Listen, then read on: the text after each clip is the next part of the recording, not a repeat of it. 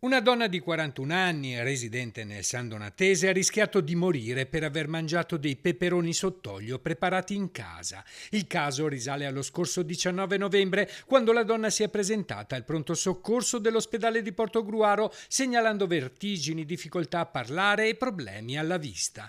Visita medica, analisi del sangue e indagine neurologica. Il personale medico ha confermato il sospetto di botulismo alimentare in tempi veloci, riuscendo a salvare la vita alla donna, ricoverata urgentemente in terapia intensiva. La tossina botulinica è molto pericolosa. È il veleno più potente che l'uomo conosca, insomma, quindi basta quantità infinitesimali per determinare la morte, per paralisi dei muscoli respiratori. Oltre al ricovero è scattato l'allarme. Nell'abitazione della signora il personale medico del servizio Igiene e Sanità Pubblica ha individuato varie tipologie di conserve preparate in casa e i peperoni sott'olio. Ed è proprio in questo vasetto dove l'Istituto Zooprofilattico delle Venezie ha riscontrato il botulino. In questi giorni la 41enne è stata dimessa dall'unità di terapia intensiva della neurologia di Portogruaro ed è in buono stato di salute. La raccomandazione dell'Ufficio Servizio Igiene degli Alimenti e della Nutrizione. Nel caso delle conserve domestiche è molto importante acidificarle, significa cuocerle